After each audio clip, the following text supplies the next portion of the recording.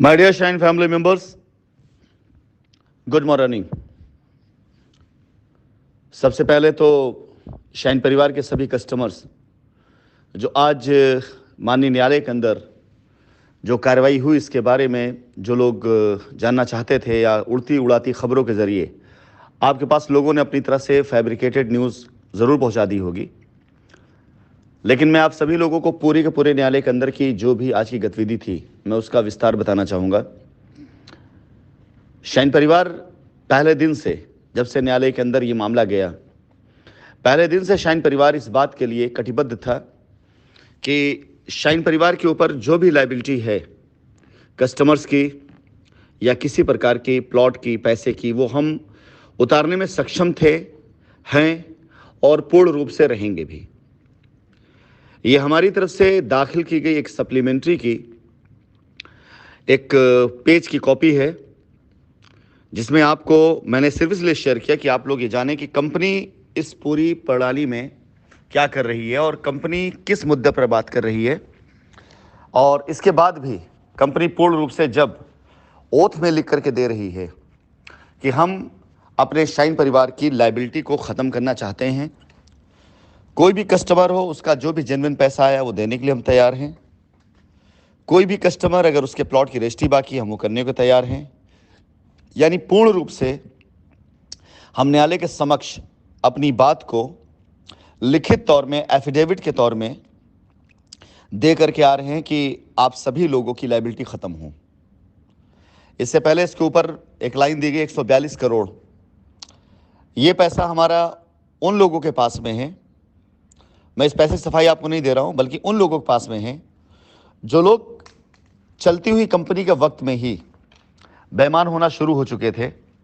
और 142 करोड़ रुपए से ऊपर का फंड ऐसे लोगों के पास जिन्होंने कंपनी को अलग अलग जगह पर ज़मीन, फ्लैट या जो भी इस समय कंपनी व्यवसाय था दिलवाने का वादा किया और कंपनी की तरफ से पैसा इनके अकाउंट्स में गए, लेकिन इन्होंने ना ज़मीन लिखी ना फ्लैट्स दिलवाए।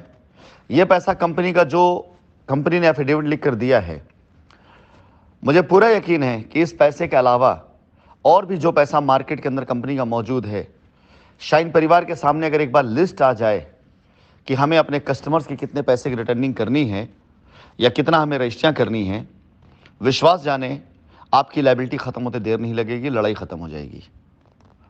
अब बात ये होती है कि जब कंपनी देना चाहती है, कस्टमर कंपनी से उम्मीद करता है कि कंपनी अपने दायित्वों को निर्वाह करे और कस्टमर के पैसे उनको वापस मिले।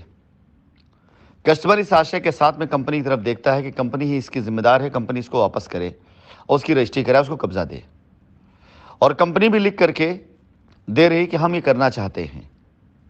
तो आखिर बाधा कहां पर आ रही है, आखिर ये रुकावट कहां पर आ रही है?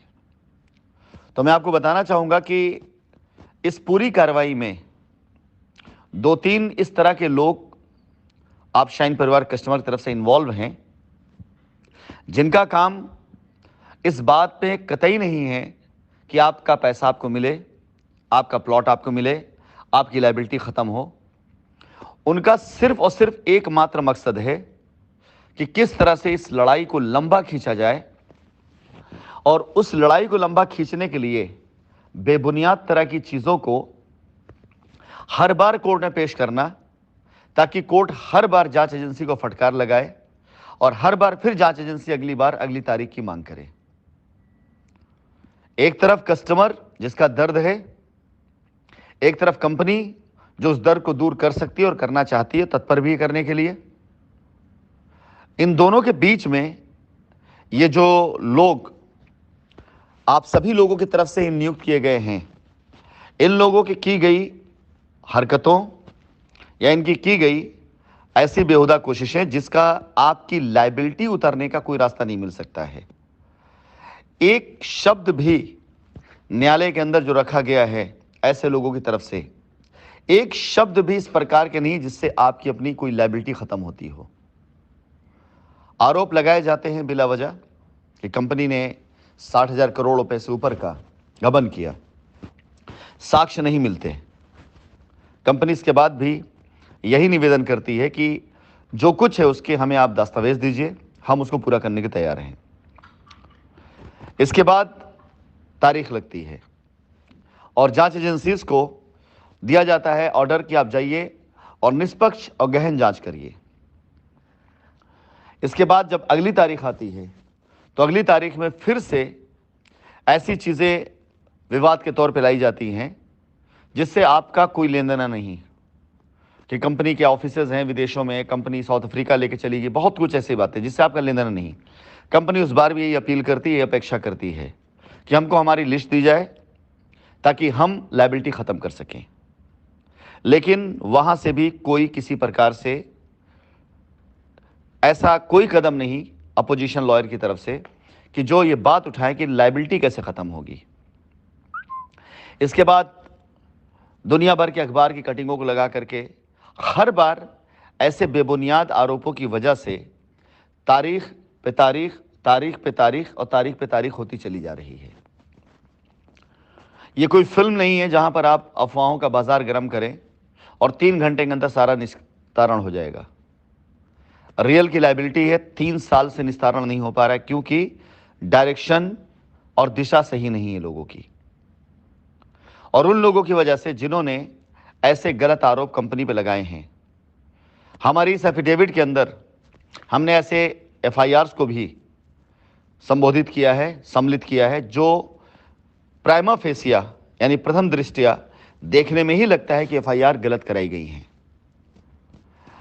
अब आज जो माननीय न्यायालय के अंदर जो बातें हुई उसमें कितना भी नमक मिर्ची क्यों न लगा ले, लेकिन वास्तविकता जो थी वो सिर्फ इतनी सी थी कि न्यायालय में आज फिर जांच एजेंसियों के ऊपर आरोप लगाए गए कि जांच नहीं कर रहे हैं।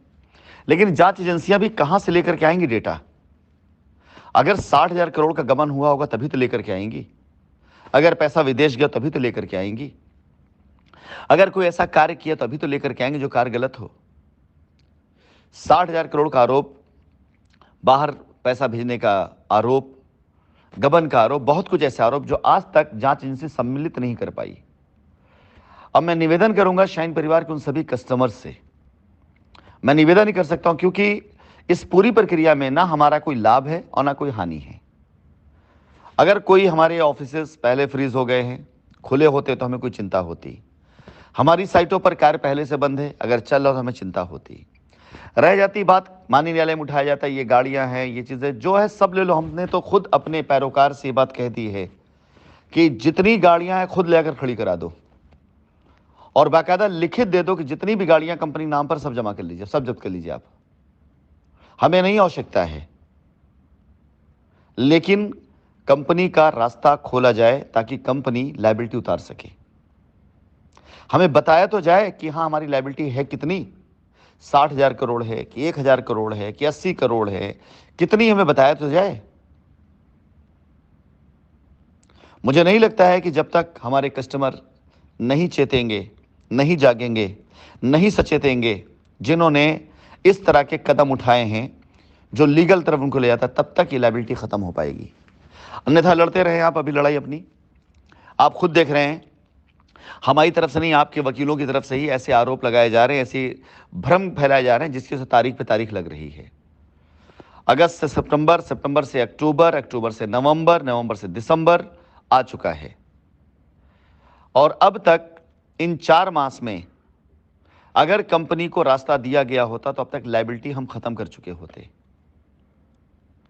लेकिन लोग जिन्हें लायबिलिटी खत्म करना है वो परेशान हैं कि कंपनी कब रास्ता देगी।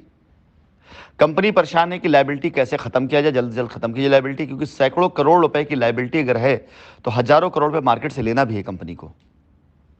ये सारी चीजें दरकिनार करके कुछ लोग सिर्फ अपनी रोटी सेक रहे हैं। आज माननीय न्यायालय में ऐसा कुछ नहीं हो जो वर्णन के लायक हो। जो कुछ हुआ वो सिर्फ और सिर्फ और सिर्फ कस्टमर का समय फिर बर्बाद हुआ है। 12 तारीख की डेट लगी है। जांच एजेंसियां 3 माह का 45 दिन का समय मांग रही थी, जिसके लिए न्यायालय ने सिरे से इनकार कर दिया और अगली तारीख दी है कि इस तारीख तक आप जो दस्तावेज है उसको लेकर के आएं ताकि उसके ऊपर जो भी उचित निर्णय लिया जा सके। और हमें पूरा आशा है कि इस बार की 12 तारीख को जांच एजेंसियां कुछ न कुछ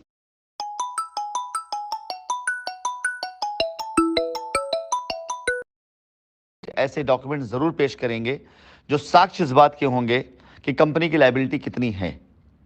और जिस समय जांच एजेंसियां साक्ष्यों के साथ में, तथ्यों के साथ में अपने डेटा सबमिट कर देंगे, उस समय हमारी ये सप्लीमेंट्री पड़ी हुई है जिसमें हम ओथ करके आ रहे हैं कि हम अपनी लायबिलिटी उतारना चाहते हैं, हमें लिस्ट तो दी जाए।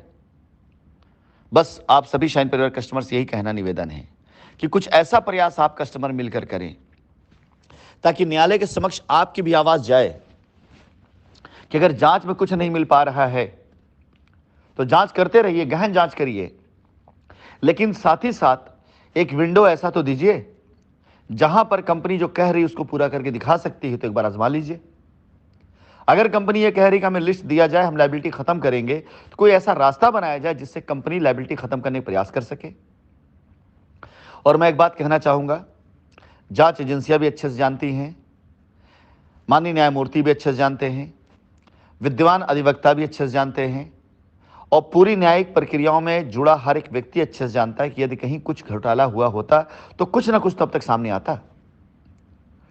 यदि कुछ सामने नहीं आया तो एक दिन ऐसा भी हो सकता है कि न्यायालय इस बात को मानने पर पूर्ण रूप से सहमत हो जाए कि ये घोटाला नहीं बल्कि एक प्रोपगंडा किया गया, और वो प्रोपगंडा कंपनी को बदनाम करने के लिए, कंपनी को भगाने के लिए किया गया।